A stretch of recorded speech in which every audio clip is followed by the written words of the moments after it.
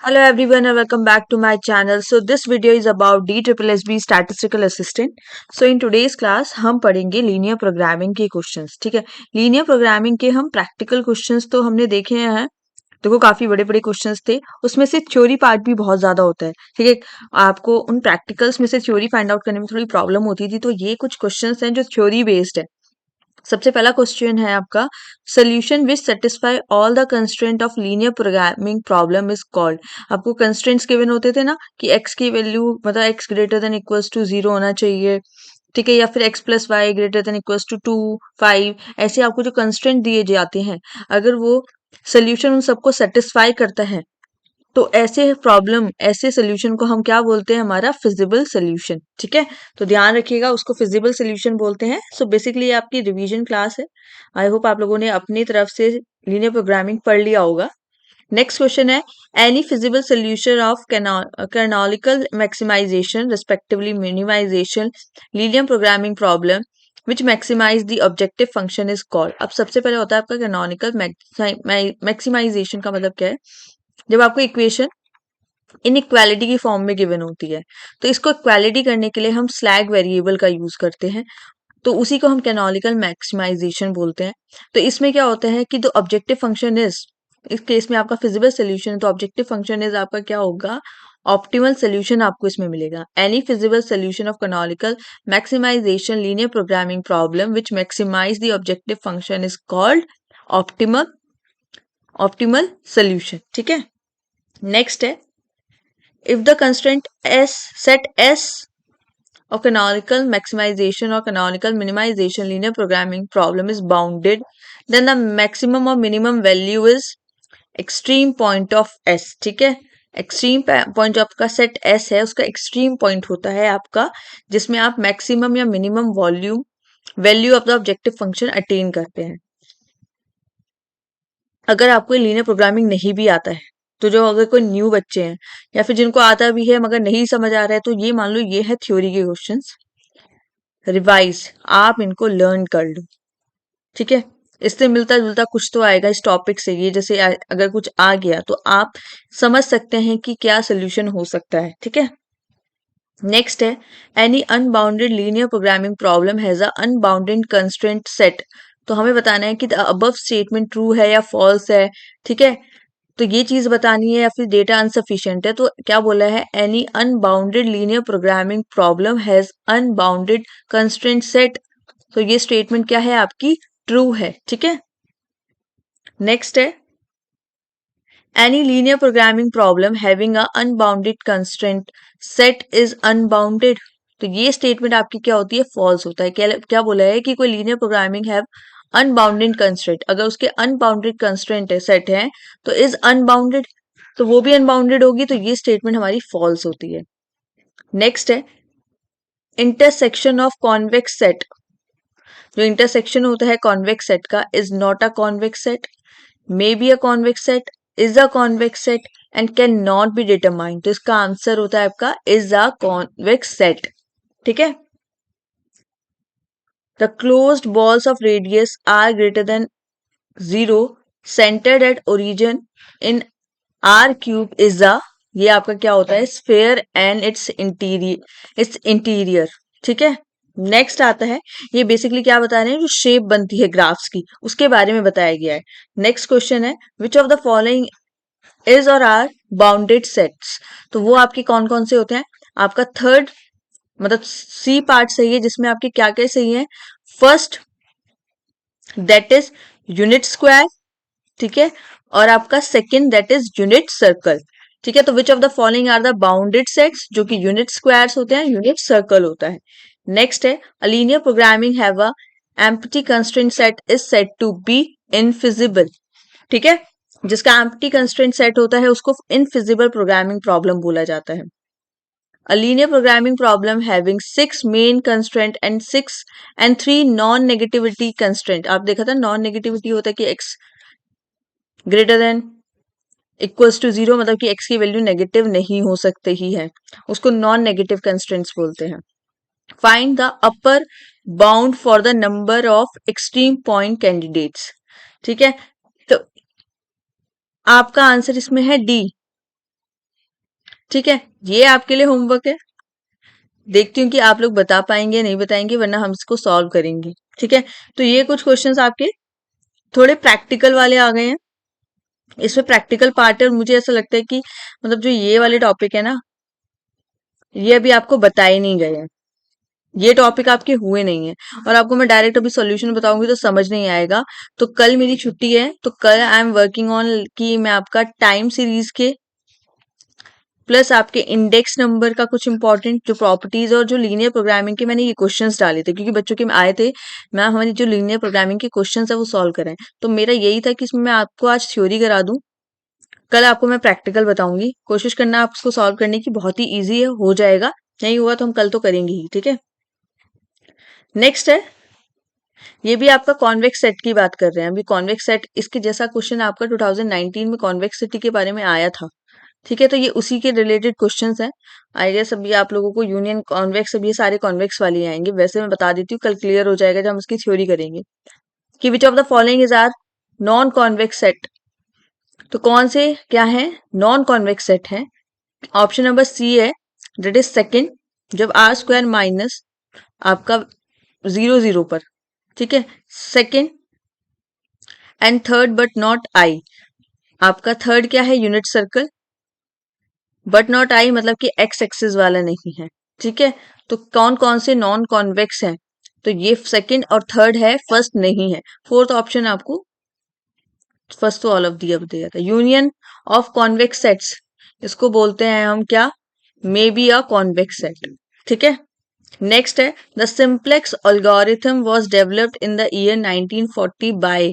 तो ये आपका जॉर्ज बी डेंजिक्स, इसके क्या है जिन्होंने ये डेवलप्ड करी थी। स्लैग वेरिएबल्स आर ऑलवेज क्या होते हैं? Non negative. जो स्लैग वेरिएबल्स मैंने बताए थे ना, इनइक्वालिटी को इक्वालिटी में कन्वर्ट करने के लिए हम एक स्लैग वेरिएबल कर देते हैं जिसकी कोई वैल्यू नहीं है। ठीक है, उसको हम वो हमेशा क्या होंगे? नॉन नेगेटिव होंगे, कभी नेगेटिव वैल्यू नहीं होगी। The variable of north of maximum tabular are called non basic variable.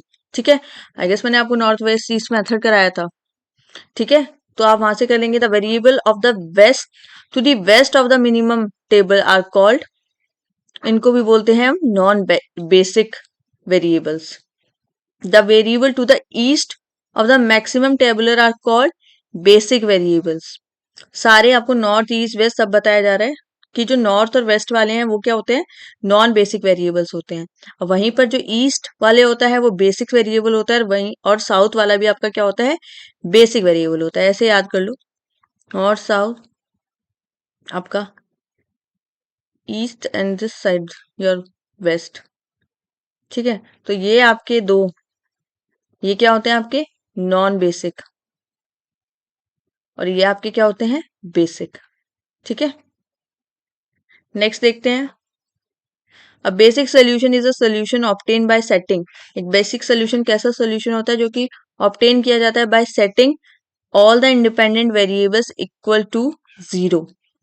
ठीक, नेक्स्ट है, a basic solution is make be a basic feasible solution. ठीक है, आपका basic solution may be a basic feasible solution हो सकता है, can not be a basic feasible solution नहीं हो सकता है, always be a basic solution ये भी जरूरी नहीं है, मे बी है कि हो भी सकता है, नहीं भी हो सकता है। ठीक है, नेक्स्ट है आपका, बहुत सारी आपकी नई नई चीजें मिलेंगी। The trucker tabular is said to be maximum basic feasible if क्या है आपका? Option number D, all the BIS greater than आपके क्या होते हैं? वैल्यू 0।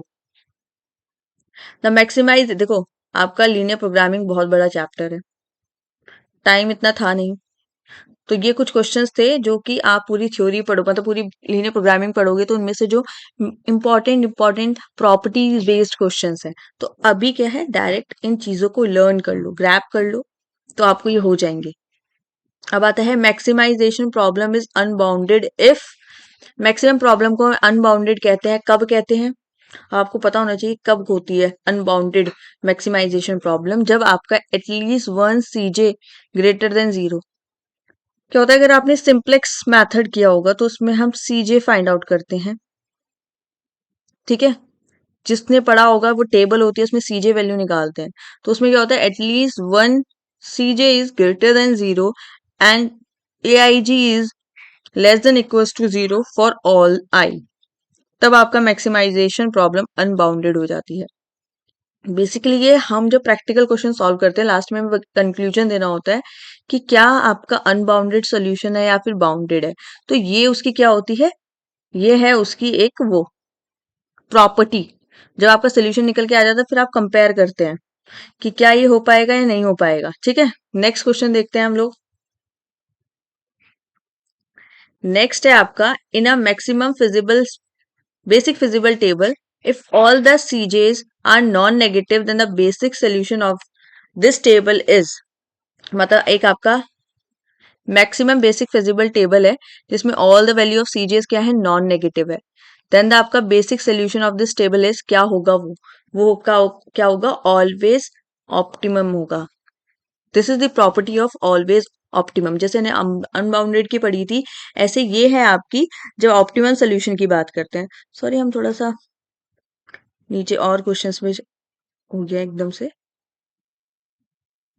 ये आपके बहुत सारे क्वेश्चंस हैं, मैंने आज आपको लीनियर प्रोग्रामिंग के कराए थे। बेसिकली हम थे question number that is this 24।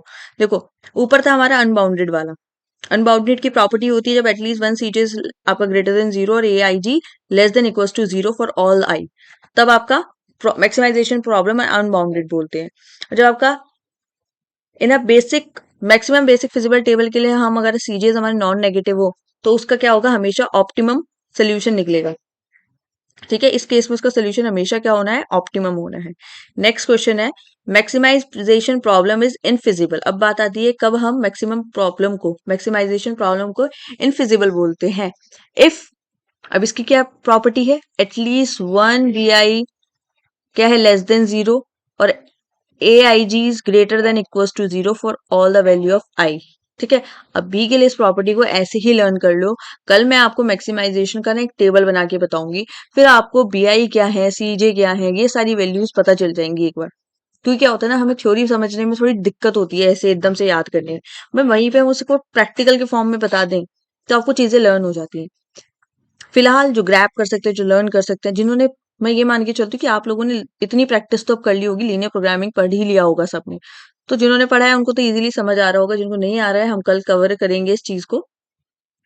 Powered entry is क्या होता है, ऑलवेज नॉन जीरो। अब आपको ये कौन सी एंट्री होती है इसके बारे में नहीं पता होगा, जिन्होंने पढ़ा है उन्हें पता होगा। नेक्स्ट क्वेश्चन करते हैं, लर्न करते चलो। A real variable in a linear programming problem is said to be unconstrained if there is क्या होता है, no non negativity constraint on the variable. Linear variable in linear A real variable in linear programming is said to be unconstrained if there is no non negativity constraint.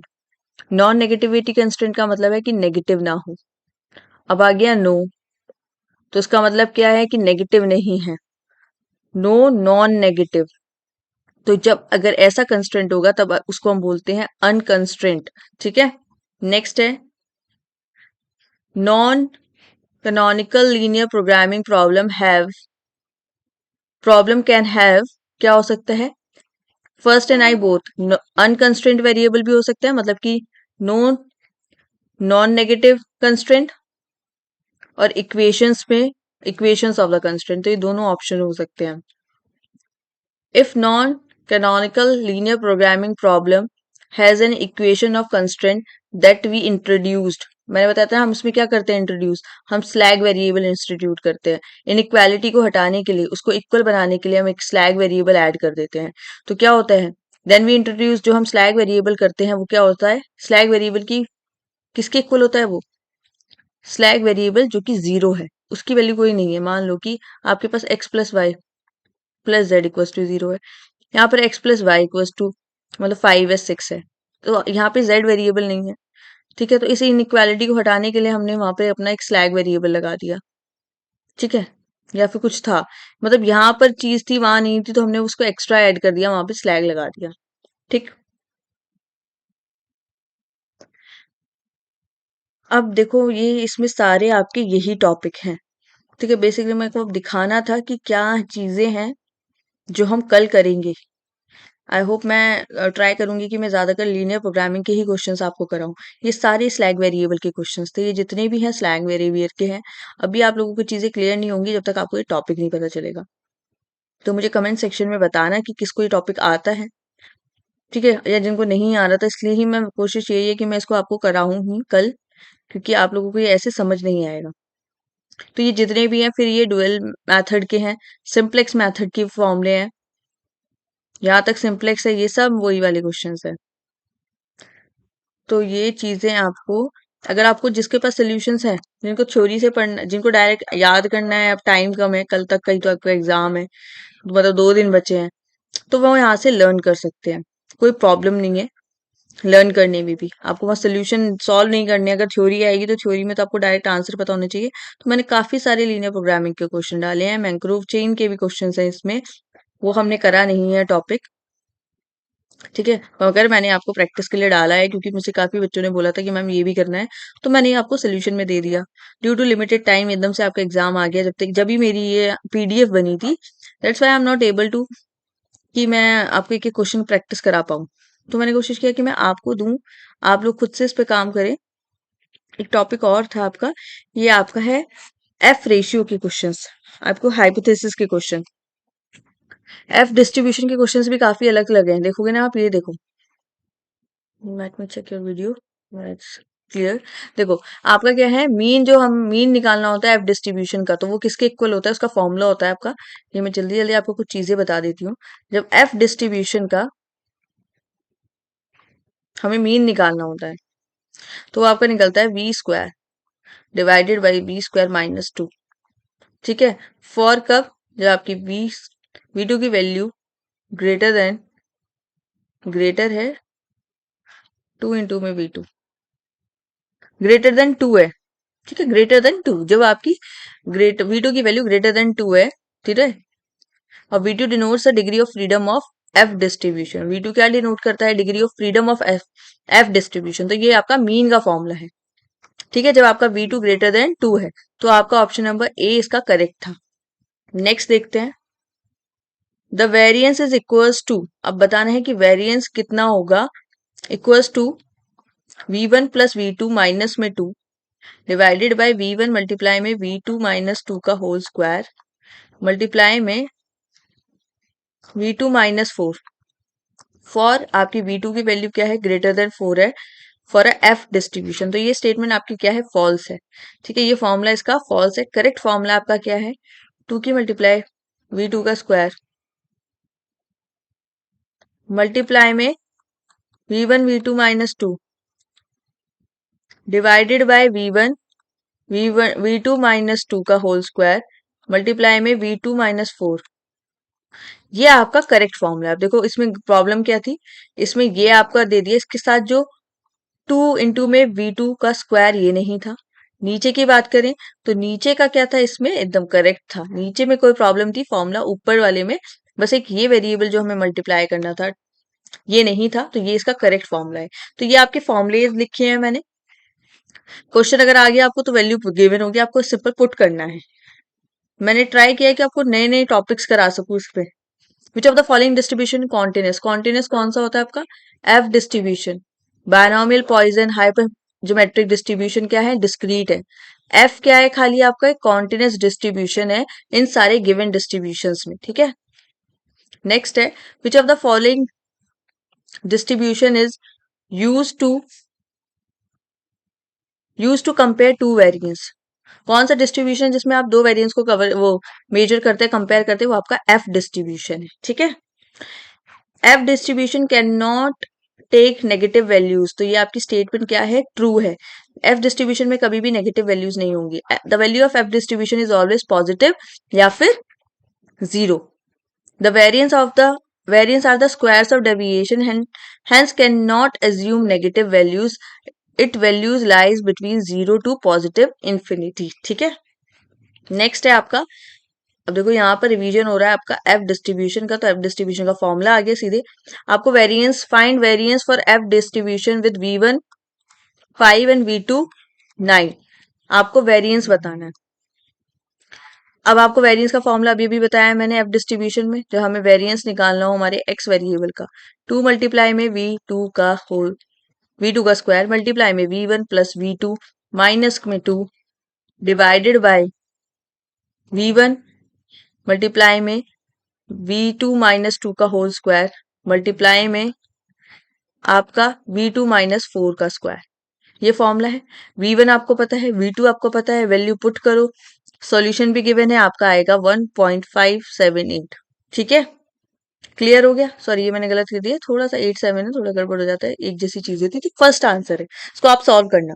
मैं बताई थी ना, मैंने आपको पहले फॉर्मूला बताया, उसके बाद मैंने आपको उसका एग्जाम्पल दिया है कि कैसे आपका सॉल्व होगा। नेक्स्ट क्वेश्चन देखो, बहुत ही इंपॉर्टेंट है। आपको टेबल शो कर रही है जिसमें स्टैंडर्ड डेविएशन गिवन है, sample standard deviation for both men and women given है। ये पॉपुलेशन स्टैंडर्ड डेविएशन है, ये सैंपल स्टैंडर्ड डेविएशन है मैन का और वुमेन का। हमें F statistic considering the man population in a numerator. ठीक है, अब हमें एफ रेशियो निकालना है। तो इसमें क्या है, F statistic is calculating using the formula. कैसे फॉर्मूला है, क्या फॉर्मूला है, S1 का स्क्वायर डिवाइडेड बाय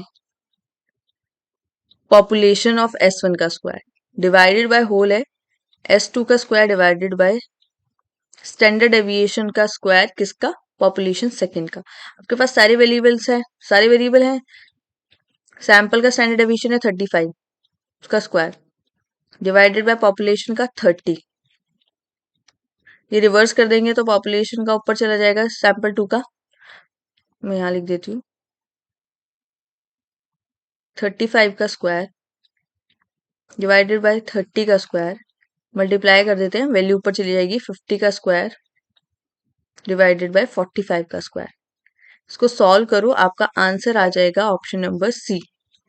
ठीक है, तो ये फॉर्मूला था, वैल्यू पुट करना, सिंपली आपका आंसर आ जाएगा, सॉल्व हो जाएगा। बहुत ही इजी क्वेश्चन है। नेक्स्ट है calculate the value of F statistic having a cumulative probability of 0.95। ठीक है, तो रिलेशन बिटवीन एफ स्टैटिस्टिक और क्युमुलेटिव प्रोबेबिलिटी क्या होती है कि एफ स्टैटिस्टिक आपका क्या होता है, इक्वल होता है एफ आपका cumulative and then F lambda है आपका। ठीक है, देन क्युमुलेटिव प्रोबेबिलिटी आपकी क्या हो जाती है, 1 माइनस लैम्डा। एफ स्टैटिस्टिक मान लो आपका लैम्डा है, तो आपकी प्रोबेबिलिटी, क्युमुलेटिव प्रोबेबिलिटी क्या हो जाती है, 1 माइनस लैम्डा। ठीक, तो एफ स्टैटिस्टिक आप निकालने के लिए क्या करेंगे, 1 माइनस क्या कर देंगे, लैम्डा कर देंगे। और लैम्डा हमें कितना पता गिवन है, मतलब ये सॉरी ये आपका क्या है, स्टैटिस्टिक का फॉर्मूला है, कैसे निकाल सकते हैं, 1 माइनस अगर आप लैम्डा कर देंगे। ठीक है, और क्युमुलेटिव वैल्यू आपकी कितनी है, लैम्डा मतलब आपका क्युमुलेटिव फ्रीक्वेंसी 0.95, तो आपका 0.05 क्या आ जाएगा, एफ स्टैटिस्टिक। आपको पता होगा ना, हम लैम्डा वैल्यू हमें गिवन होती है कि एट 0.05 लेवल ऑफ सिग्निफिकेंस, जिसको हम 5% निकलते हैं, उसको निकालते कैसे हैं, 1 माइनस 5% कर देते हैं, तो आपका क्या निकल आ जाता है, तो आपको वो वाला एरिया मिल जाता है जहां पर अगर आपकी वैल्यू फॉल करेगी तो आप उसको अपनी हाइपोथेसिस को एक्सेप्ट कर लेंगे। अब आपसे उल्टी चीज पूछिए, आपको क्युमुलेटिव प्रोबेबिलिटी गिवन है, आपको निकालना क्या है, आपको ये वैल्यू, आपको लैम्डा की वैल्यू, एफ स्टैटिस्टिक जिस लेवल पे आप कंपेयर कर रहे हैं हमें वो निकालना है, तो उसको 1 माइनस लैम्डा कर देंगे। ठीक है, there is only one parameter in F distribution, तो ये स्टेटमेंट आपकी क्या है, फॉल्स है। There are two parameter in F distribution में, पता है एक V1 होता है, एक V2 होता है, एक वेरिएंस ऑफ पॉपुलेशन 1 होता है, एक वेरिएंस ऑफ पॉपुलेशन 2 होता है। ठीक है, and they are called degree of freedom of F distribution, और इनको हम डिग्री ऑफ फ्रीडम बोलते हैं एफ डिस्ट्रीब्यूशन की। ठीक है, अब है ये find the expectation of F distribution variable with V1 7 and V2 8। Wait a minute, अभी हमने एक क्वेश्चन किया था, वी डन दिस क्वेश्चन या एंड दिस वन और टू। आपका V1 V2 क्या है यहाँ पर, ये पॉपुलेशन का क्या था, वेरिएंस नहीं था, ये पॉपुलेशन क्या क्या, जो हम डिग्री ऑफ फ्रीडम नहीं निकालते, हम V1 माइनस V2 माइनस 1 करते हैं, हमारा डिग्री ऑफ फ्रीडम निकल के आता है, तो ये वो पैरामीटर्स होते हैं दो एफ डिस्ट्रीब्यूशन के। नेक्स्ट है आपका, आपको एक्सपेक्टेशन निकालनी है फॉर एफ डिस्ट्रीब्यूशन। तो एक्सपेक्टेशन का फॉर्मूला क्या होता है एफ डिस्ट्रीब्यूशन में, V2 divided by V2 minus में 2। कब? जब आपका फॉर V2 क्या है, ग्रेटर देन 2 है। अब देखो V2 की वैल्यू ग्रेटर देन 2 है तो हम ये वाला फॉर्मूला लगाएंगे। तो फॉर्मूले में वैल्यू पुट कर देंगे। V2 हमारा कितना है 8, 8 माइनस में 2 तो 8/6, तो ये आपका आ जाएगा 4/3, ऑप्शन नंबर सी। ठीक है। नेक्स्ट भी ये हाइपोथेसिस के क्वेश्चन है। ये तो क्या था, the statement made about population for testing the purpose is called. जिस पर्पस के लिए हम टेस्ट कर रहे होते हैं, वो स्टेटमेंट जो हम बनाते हैं उसको हम हाइपोथेसिस कहते हैं, जो हम हमारी एजम्पशन लेते हैं। ठीक है। If if the assume hypothesis is reject is tested for rejection, considering is true is called null hypothesis। मतलब हम किसको रिजेक्ट करना चाह रहे हैं, मतलब if assume hypothesis is tested for rejection considering it is to be true, हम एक स्टेटमेंट बनाते हैं जिसको हम चेक करते हैं कि हम इसको रिजेक्ट करें या इसको एक्सेप्ट करें, तो उसको हम नल हाइपोथेसिस बोलते हैं। सो ये आपके हाइपोथेसिस के बेसिक क्वेश्चंस हैं, आप लोगों को हो गए होंगे। So that's all for today. I hope you guys like this session. So thank you. So please like share and subscribe my channel. कल मिलेंगे नए नए टॉपिक्स के साथ। सो सी यू सून, बाय बाय।